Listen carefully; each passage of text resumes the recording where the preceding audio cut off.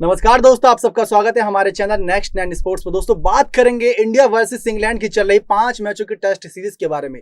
तीसरे टेस्ट में लीड्स के मैदान पर शर्मनाक हार के बाद अब चौथे टेस्ट में काफी उम्मीदें होने वाली हैं टीम इंडिया से, जहां ओवल का मैदान होगा और टीम इंडिया में क्या बदलाव होंगे। साथ ही साथ रविंद्र जडेजा अस्पताल पहुंचे, उसके बारे में भी आपको जानकारी देने के लिए हमारे साथ जुड़े हैं हमारे क्रिकेट एक्सपर्ट नीरज सर। तो जानते हैं उनसे बारे में कि पहले थर्ड टेस्ट के बारे में, उसके बाद जडेजा की इंजरी, उसके बाद फोर्थ टेस्ट में क्या हो सकता है, वो सारी बातें। तो बताइए सर। बिल्कुल, जिस हिसाब से लॉर्ड्स के मैदान में भारत ने एक शानदार जीत हासिल करी थी, लेकिन उसी के उलट, उसी के विपरीत हमें लीड्स में देखने को मिला कि भारतीय टीम इतनी शर्मनाक हार उनको झेलनी पड़ी कि आप मतलब सोच भी नहीं सकते थे कि इतनी ऐतिहासिक जीत के बाद आपको इस तरह से हारना पड़ जाए उसी टीम से जिसको आपने बहुत ही मतलब इस तरीके से हराया था कि जैसे उसे घर पे ना खेल रहे हो, अपने घर पे खेल रहे हो।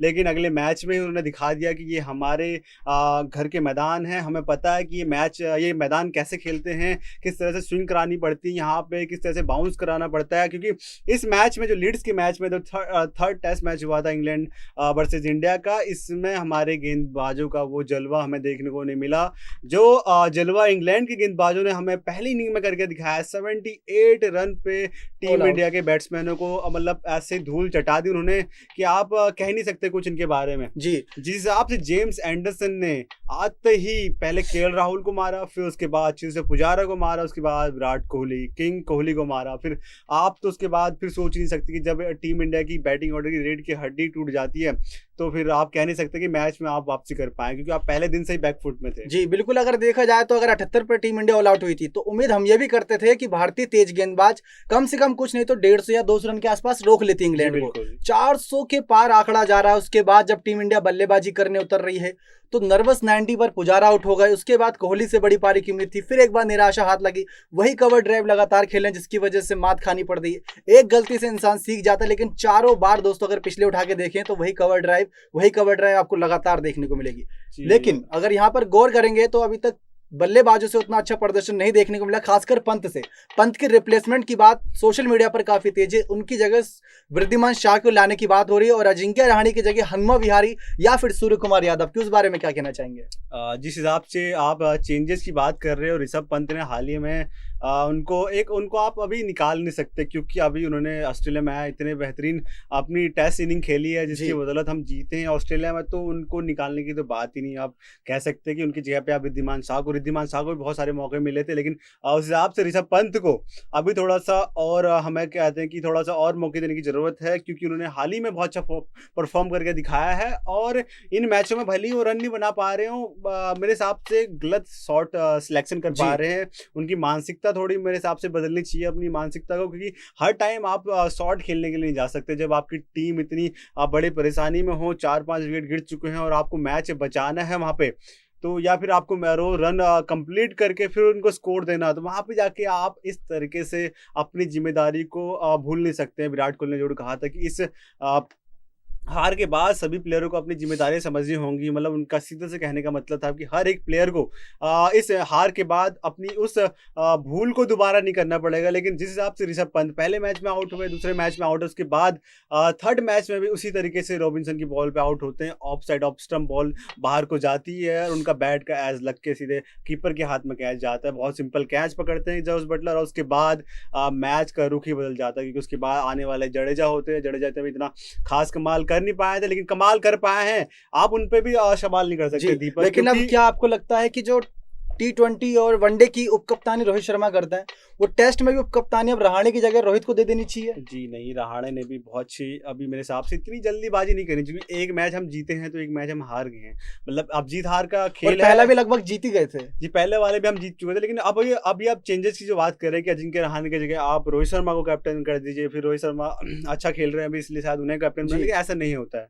आपको एक बहुत लंबा आंकड़ा देखना पड़ता है, क्योंकि अजिंक्य रहाणे बहुत लंबे टाइम से टेस्ट स्क्वाड में बने होते हैं। बहुत अच्छा करियर उन्होंने अभी करके दिखाया था ऑस्ट्रेलिया में, एक कैप्टन बने थे, उसके हिसाब से बहुत बड़ी जिम्मेदारी उन पे छोड़ के गए थे विराट कोहली, लेकिन उसके बाद उन्होंने पूरी जिम्मेदारी को निभाया और मैच को जिताया। और उस ऐतिहासिक जीत थी गाबा की, सबसे बड़ी जीत थी, वो पूरी सीरीज बहुत ऐतिहासिक, और उसमें उन्होंने एक शतक भी मारा था। तो आप इतनी जल्दी चेंजेस नहीं करेंगे। जहां हम बात कर रहे थे जडेजा की, जडेजा बिल्कुल आप कह सकते हैं कि इस मैच में अश्विन को खेलना चाहिए था, मेरे हिसाब से भी अश्विन को खेलना चाहिए था। और बहुत सारे ऐसे एक्सपीरियंस हमारे जो कंटेंडर होते हैं, जैसे आप कह सकते हैं कि सुनील गावस्कर हो गए, वीरेंद्र सहवाग हो गए, और ऐसे मोहम्मद कैब, ये सभी कह रहे थे कि अश्विन को खेलना ही चाहिए, क्योंकि इंग्लैंड के पास एक रॉरी बर्न्स हैं जो फर्स्ट में लेफ्ट हैंडर है, जिनको बहुत अच्छी बॉलिंग करा सकते हैं, जिन्होंने हमें एक अच्छी ओपनिंग पार्टनरशिप दी थी इंग्लैंड को, जिसकी बदौलत एक हार का सामना करना पड़ गया। मेरे हिसाब से वहीं से नींव डाल चुकी थी इंग्लैंड अपनी, जहां से ओपनिंग हसीब हमीद और रॉरी बर्न्स के बीच में जो हुआ था।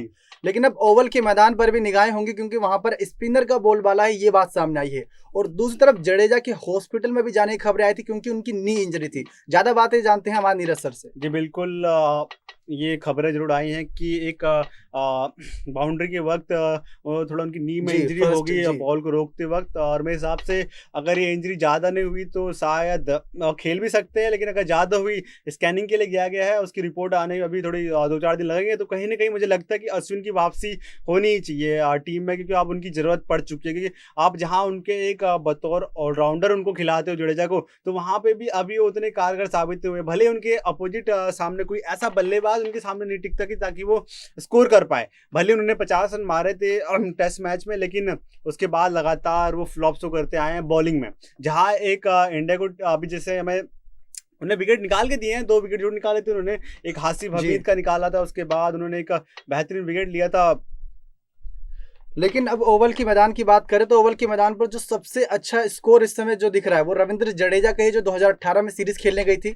तब वहां पर दोस्तों रहाणे, पुजारा और कोहली 0 पर ही आउट हुए थे, और सामने गेंदबाज एंडरसन और स्टुअर्ट ब्रॉड देखने को मिले थे। लेकिन इस बार स्टुअर्ट ब्रॉड दोस्तों ये पहले ही मैच से बाहर हो गए, क्योंकि वो इंजरी का सामना कर रहे थे। रविंद्र जडेजा ने उस मुकाबले में दोस्तों अच्छी पारी खेली थी और नाबाद 86 रनों की पारी खेली थी, तो इसी वजह से मैदान पर काफी इंपॉर्टेंट हो जाते हैं। हम ये नहीं कह रहे कि जडेजा की जगह अश्विन को लाओ, यहाँ पर यह भी हो सकता है कि पिछले मुकाबले में ईशांत शर्मा फ्लॉप हुए, तो एक तेज गेंदबाज को बाहर बैठाते हुए एक ऑलराउंडर की एंट्री करा दी जाए जो अश्विन के रूप में, और जडेजा अश्विन जब साथ में होंगे तो जीत के चांसेस ज्यादा बन जाएंगे। जी आपका कहना भी सही है। अगर आप एक पेसर को बैठा के आप एक फिर से स्पिनर लाते हैं, तो कहीं ना कहीं वहाँ पे भी थोड़ा सा मिस चांस हो सकता है, क्योंकि यहाँ पे इंग्लैंड की पिचेज, यहाँ पे सीम और स्विंग बहुत होता है, तो आप कहीं ना कहीं अगर यूज करना चाहेंगे तो अपने पेसरों को ज़्यादा यूज करना चाहेंगे। क्योंकि हमने देखा है पहले टेस्ट मैचों में भी, चाहे इंग्लैंड के गेंदबाज हो या फिर इंडिया के गेंदबाज, दोनों ने तेज गेंदबाजों ने यहाँ पे विकेट चटका के दिए हैं, 20-20 विकेट लिए हैं एक दिन में। तो आप कह सकते हैं कि कहीं ना कहीं